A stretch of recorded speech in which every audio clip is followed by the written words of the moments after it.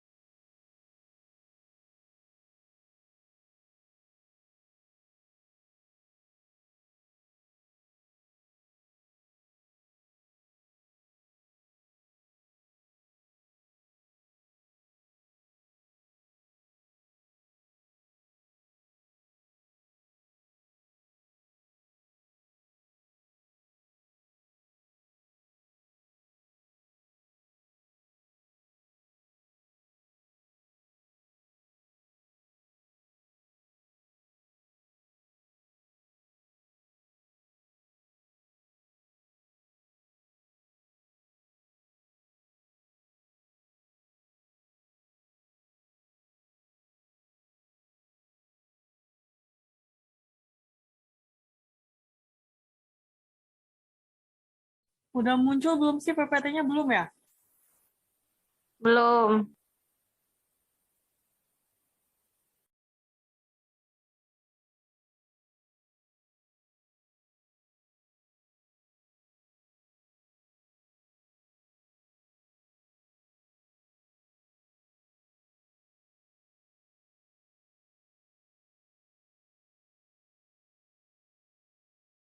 Kalau ini udah belum? Udah. Udah deh. Oke, lanjut. Oke. Assalamualaikum warahmatullahi wabarakatuh. Waalaikumsalam warahmatullahi wabarakatuh. Selamat pagi kepada Bunda Mega Arya Monika MPD dan teman-teman lainnya yang berbahagia. Pertama-tama, marilah kita panjatkan puji syukur kehadiran Allah Subhanahu wa Ta'ala karena telah memberikan rahmat sehingga kita dapat berkumpul di ruang Zoom ini. Perkenalkan, nama saya Noviana Siti Hazizah yang akan bertugas sebagai moderator dalam diskusi materi pendekatan sistem keluarga dan organisasional. Adapun anggota kelompok saya adalah Cindy Julianti dan Dini Rahmatiara. Baik teman-teman, langsung saja kita mulai ke sesi yang pertama adalah pembukaan. Sebelum itu, marilah kita mengucapkan lafal basmalah. Bismillahirrahmanirrahim. Selanjutnya penyampaian materi yang akan disampaikan kepada Dini Rahmatiara, kepadanya dipersilakan. Mendefinisikan konseling keluarga. Konseling sistem keluarga juga dikenal sebagai terapi keluarga. Didefinisikan sebagai setiap upaya psikoterapeutik yang secara eksplisit memfokuskan pada mengubah interaksi antara atau di antara anggota keluarga dan berusaha meningkatkan fungsi keluarga sebagai unit atau subsistemnya dan atau pemungsian masing-masing anggota keluarga. Gladin 2001 halaman 125. Selain untuk menyelesaikan masalah yang ada saat ini, sasaran konselor keluarga seringkali juga termasuk mengajarkan keterampilan mengasuh anak, meningkatkan kemampuan pemecahan masalah keluarga, mengelola interaksi negatif keluarga, membangun kohesi, dukungan, dan keintiman keluarga, dan merestrukturisasi hubungan keluarga.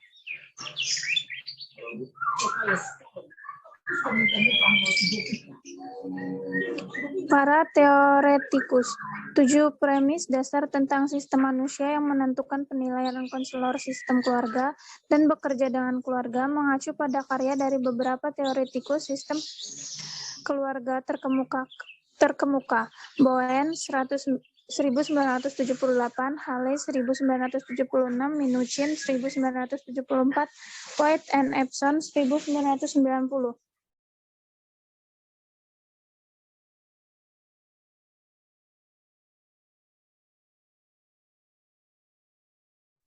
Satu, perilaku orang bukan berasal dari dalam individu yang menunjukkan perilaku tersebut, tetapi dari dalam interaksi antar individu tersebut dengan individu-individu lainnya.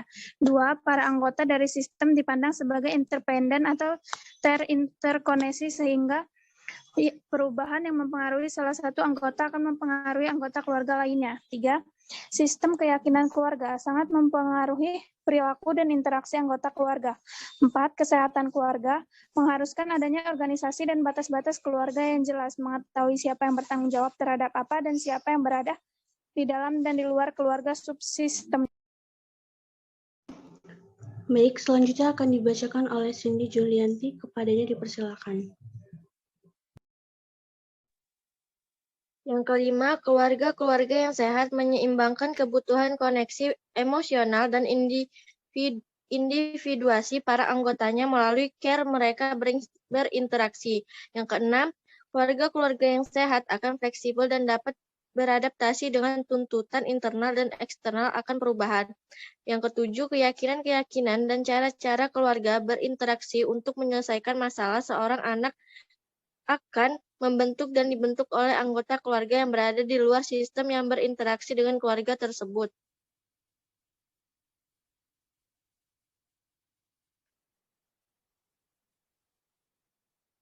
Kemudian, aplikasi dalam lingkungan konseling. Yang pertama, memulai dan mengorientasikan anggota keluarga. Yang kedua, mendefinisikan tujuan konseling untuk anak-anak dan remaja. Yang ketiga, menetapkan aturan dasar.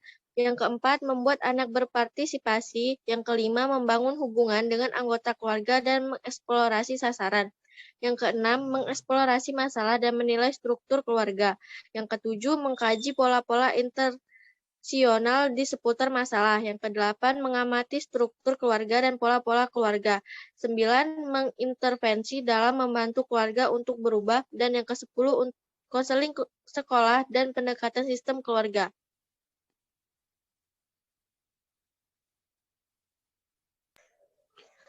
Prinsip utama konseling dibagi menjadi 4. Yang pertama, pendekatan-pendekatan sistem keluarga berasumsi bahwa orang berperilaku sebagai respon terhadap perilaku orang-orang yang berinteraksi dengan mereka. Yang kedua, konselor keluarga berasumsi bahwa anggota dari sistem manusia seperti keluarga atau kelompok kerja saling tergantung dan saling terhubung, sehingga perubahan yang mempengaruhi satu anggota akan mengaruhi anggota lain dari sistem tersebut. Yang ketiga, sistem keyakinan keluarga sangat mempengaruhi perilaku dan interaksi anggota mereka.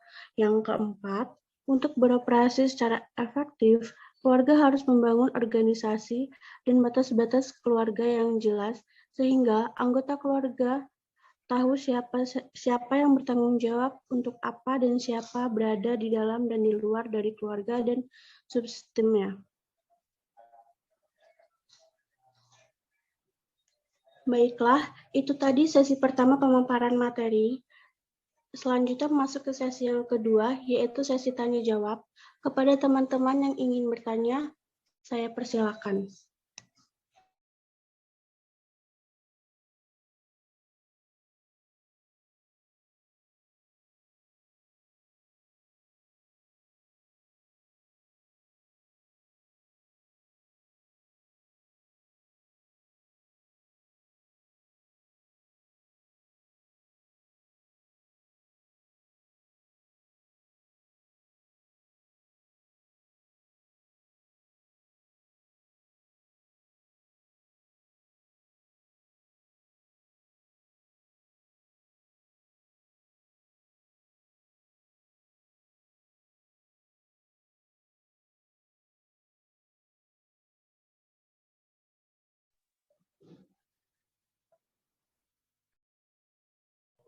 Baik, terima kasih kepada Devita yang sudah bertanya. Saya mohon berikan waktu untuk menjawab. Begitupun dengan Divya.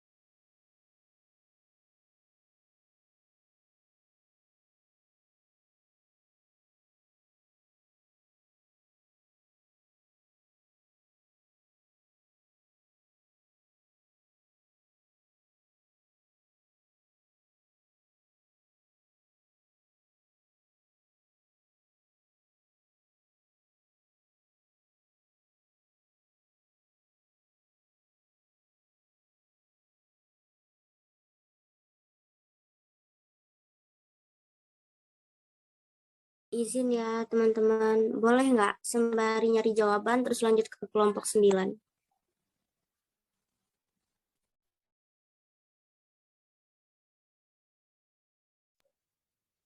Ya, dipersilakan untuk kelompok 9 yang ingin berpresentasi terlebih dahulu.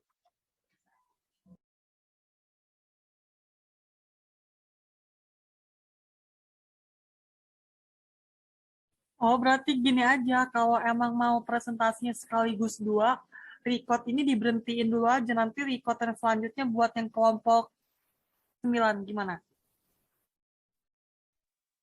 Tapi yang ini belum dijawab pertanyaannya, Dev. Maksudnya gini loh, nanti pas pertanyaan kelompok 9 lagi mencari, nanti kalian yang menjawab gitu, kayak yang Bunda Adik kemarin. Maksud nggak?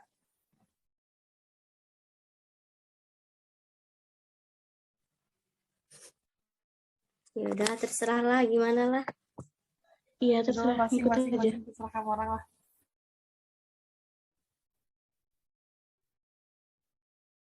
Kalau udah ketemu jawabannya mending jawab langsung aja. Ya udah, kalau gitu gas.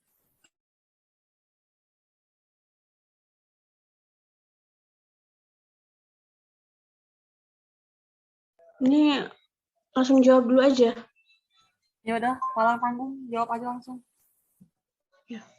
Baik, di sini saya akan menjawab pertanyaan dari Divya. Pertanyaannya adalah, adakah teknik konseling keluarga? Jawabannya, teknik konseling keluarga dalam pendekatan sistem yang dikemukakan oleh Peirce 1979 mengembangkan 10 teknik konseling keluarga, yaitu yang pertama, sculpting atau mematung, yaitu teknik yang mengizinkan anggota-anggota keluarga yang menyatakan kepada anggota lain. Yang kedua, role playing atau bermain peran, suatu teknik yang memberikan peran tertentu kepada anggota keluarga. Yang ketiga, silent atau diam, apabila anggota berada dalam konflik dan frustasi karena ada salah satu anggota lain yang suka bertindak kejam. Yang keempat, confrontation atau konfrontasi, suatu teknik yang digunakan konselor untuk mempertanyakan pendapat-pendapat anggota keluarga yang terungkap dalam wawancara konseling keluarga. Yang kelima, teaching via questioning ialah suatu teknik yang mengajak anggota dengan cara bertanya. Yang keenam, listening atau mendengarkan. Teknik ini digunakan agar pembicara seorang anggota keluarga didengarkan dan sabar oleh orang yang lain. Yang ketujuh, recapitulating atau mengikhtiarkan. Teknik ini dipakai konselor untuk mengikhtiarkan pembicaraan yang bergalau pada setiap anggota keluarga. Yang kedelapan, ada summary atau menyimpulkan. Dalam suatu fase konseling, kemungkinan konselor akan menyimpulkan sementara hasil pembicaraan dengan keluarga itu. Yang kesembilan, ada clarification atau menjernihkan, yaitu usaha konselor untuk memperjelas atau menjernihkan suatu pertanyaan anggota keluarga karena terkesan samar-samar. Dan yang ke-10 ada relaxation atau refleksi, yaitu cara konselor untuk refleksikan perasaan yang dinyatakan klien. Bagaimana Divya, apakah dapat diterima jawabannya? Baik, dapat diterima. Terima kasih jawabannya, Noviana. Sama-sama Divya.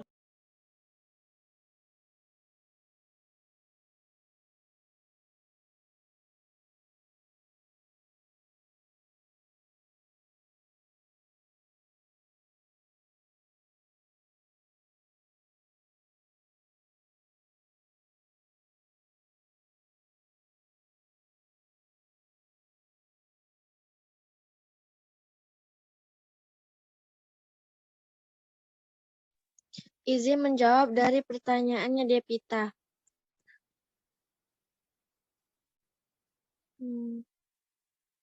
Pertanyaannya, bagaimana tujuan konseling dalam pendekatan sistem keluarga?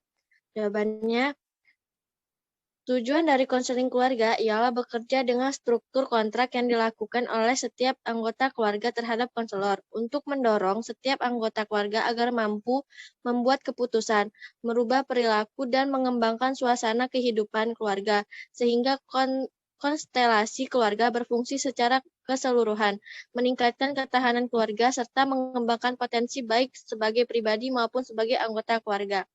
Bagaimana Devita jawabannya? Apakah bisa diterima? Alhamdulillah bisa diterima. Terima kasih ya Cindy atas jawabannya. Ya.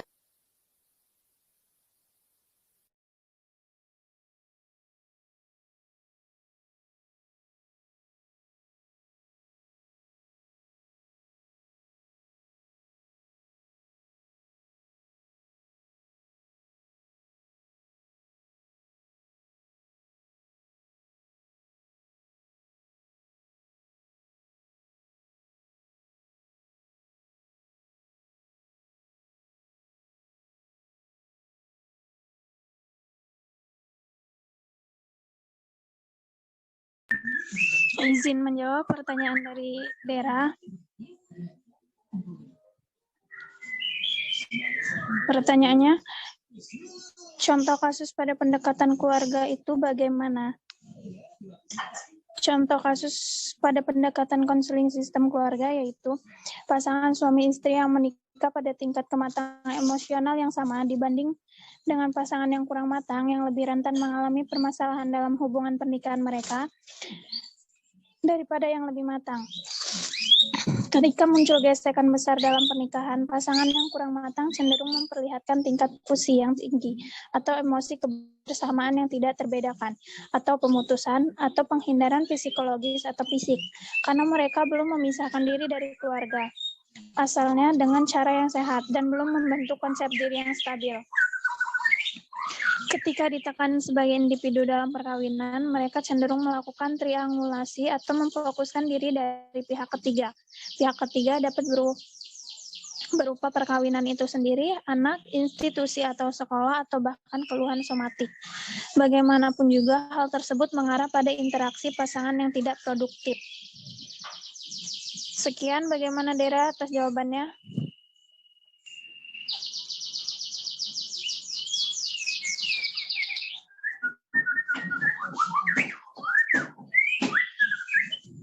Bagaimana Dera, apakah jawaban dari diri dapat diterima?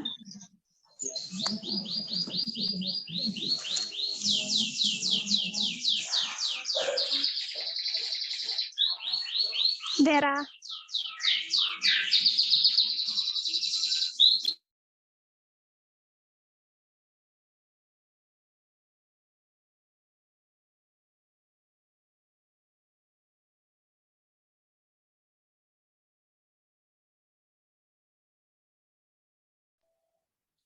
Dera.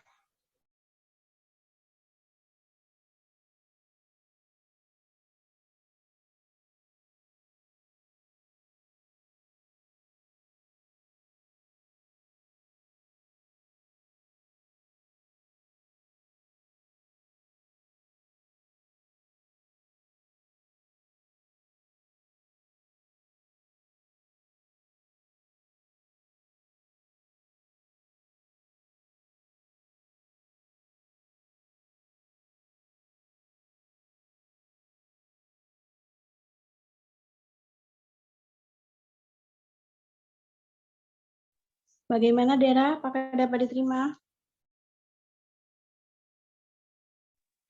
Baik, jawabannya sudah saya terima. Terima kasih.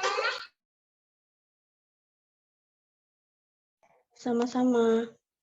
Baiklah, demikian tadi presentasi dari kelompok kami. Saya sebagai moderator memohon maaf atas kekurangannya. Saya akhiri, wassalamualaikum warahmatullahi wabarakatuh.